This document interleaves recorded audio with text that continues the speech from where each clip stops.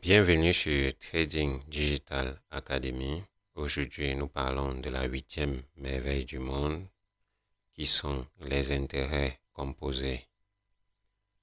Nous nous retrouvons après le générique.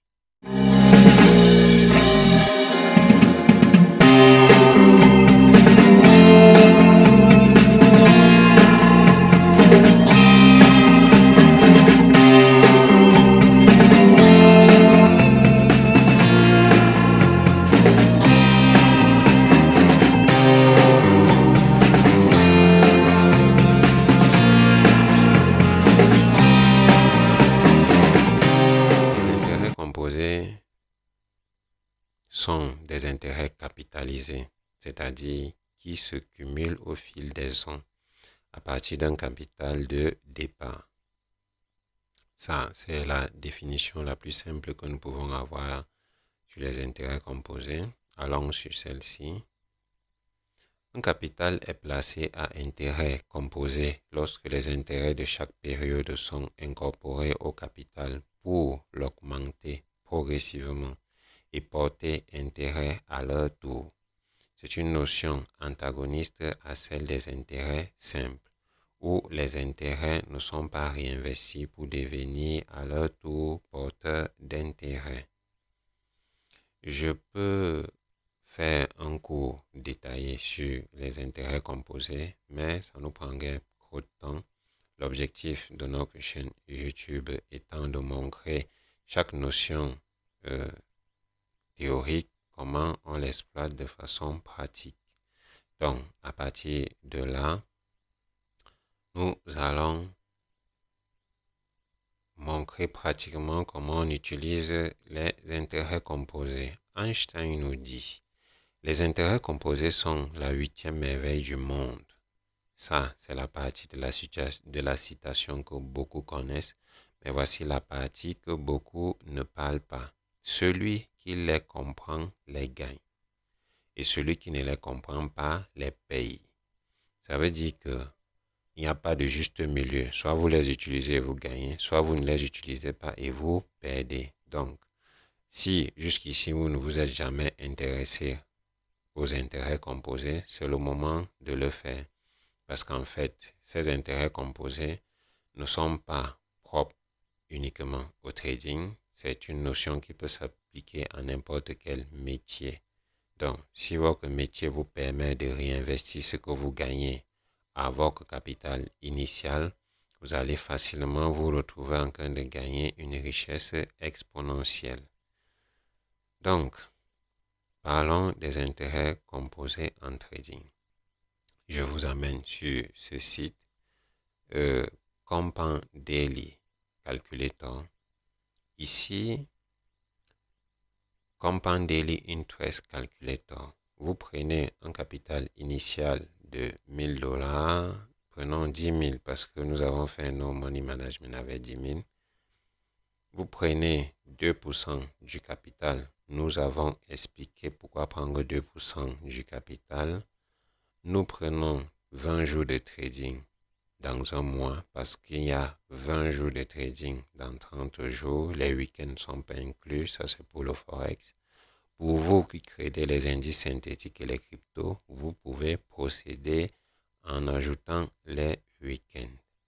Donc, à partir de ce moment-là, ici, vous choisissez le pourcentage de la somme que vous voulez réinvestir dans le capital. Ça veut dire que dans les $1000, vous avez gagné $200.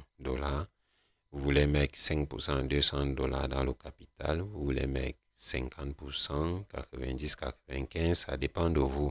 Et vous retirez. Si vous mettez par exemple 50%, c'est-à-dire 100, ça va vous faire 10 100$ de capital et vous retirez $100, ça vous regarde. Maintenant, allons sur la base de calcul qu'on met 100%.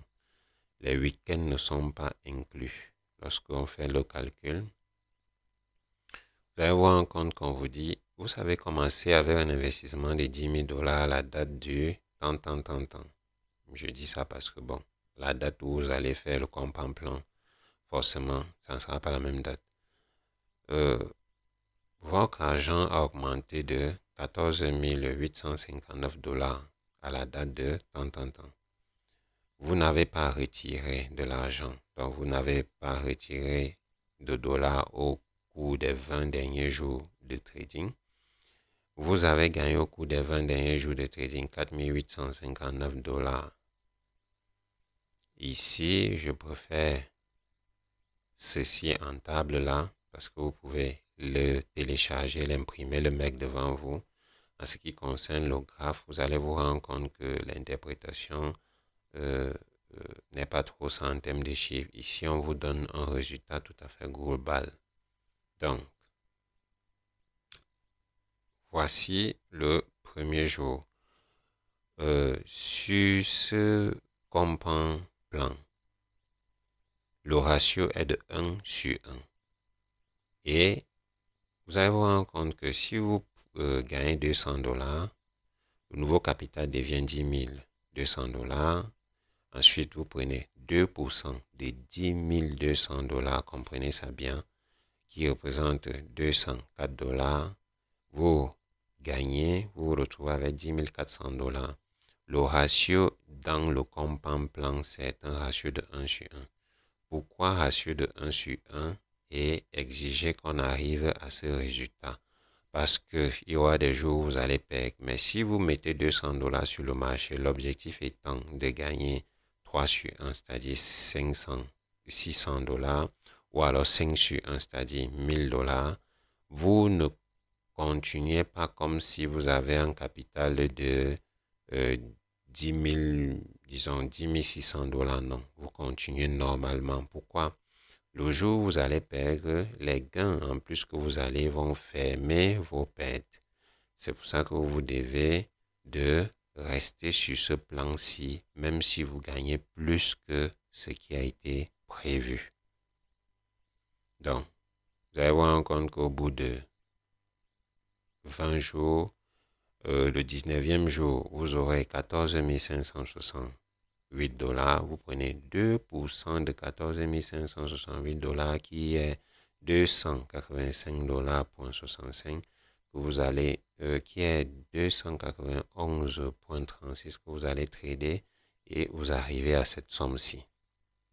Donc, peu importe les pertes, si vous cherchez le ratio de 3 sur 1 ou de 5 sur 1, vous arrivez à ce résultat minimum. Maintenant, une chose que vous devez remarquer, 48,5%, lorsque nous faisons 4859, lorsque nous faisons le pourcentage, c'est 48,5% du capital que vous êtes censé gagner en un mois. Vous comprenez qu'on revient encore à notre 40% mensuel. D'où notre slogan qui est de gagner 40% de son capital au mois. Lorsque une notion comme celle-là ancre dans votre tête et qu'on vous montre exactement comme nous l'avons fait dans ce money management, comment y arriver, vous allez vous rendre compte que c'est possible. Si votre cerveau l'accepte, vous allez mettre ça comme la base de départ et après vous allez vous retrouver en train de gagner plus que ça par mois.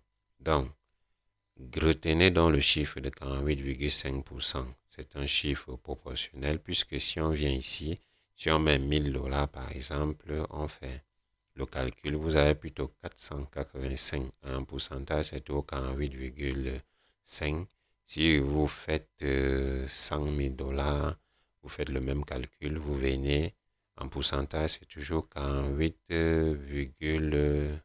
bon, ça sera en pourcentage, oui.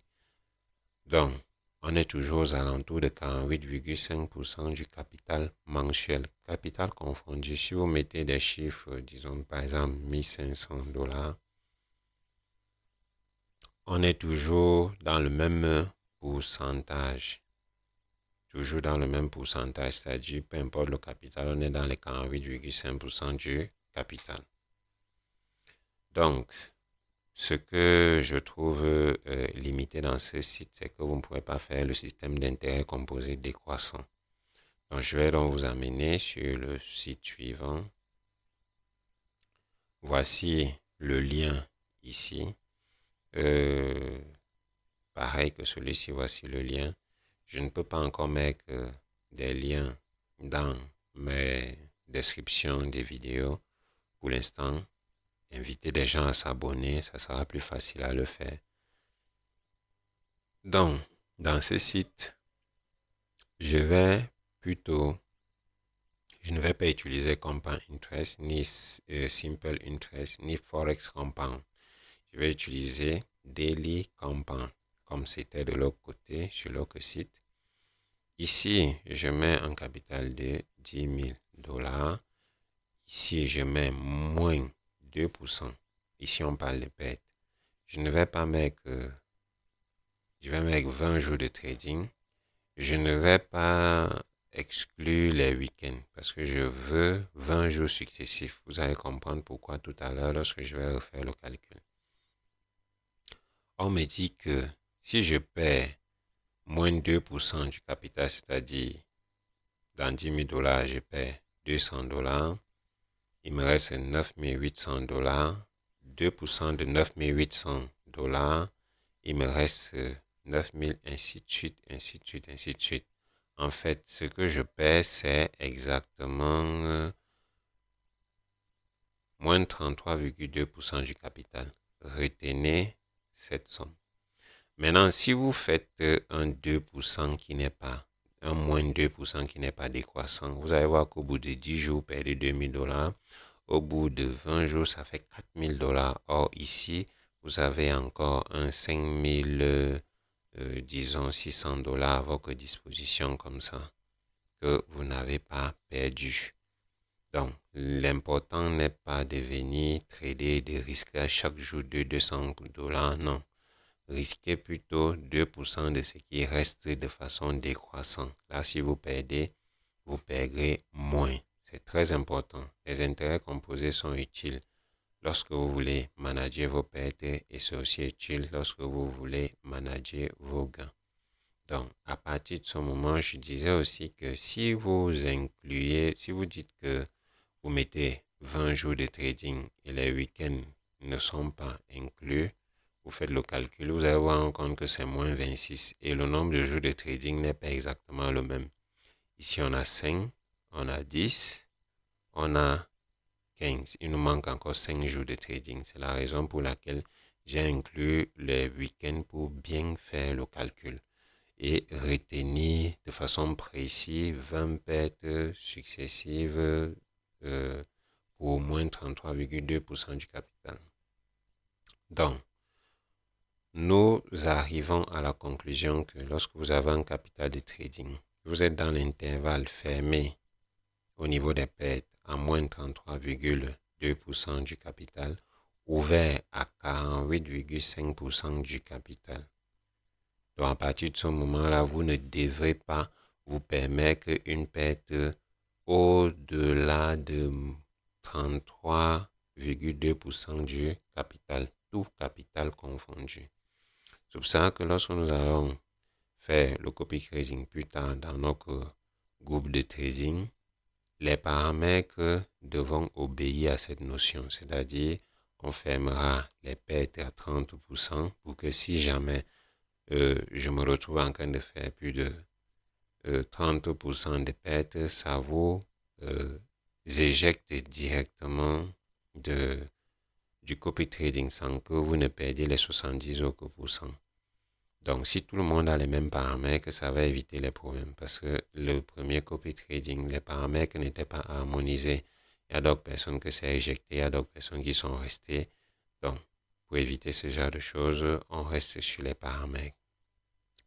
Donc, sur ce, nous allons avoir notre dernière vidéo sur le money management et clôturer cette playlist du money management. Je vous dis à bientôt et bon trade.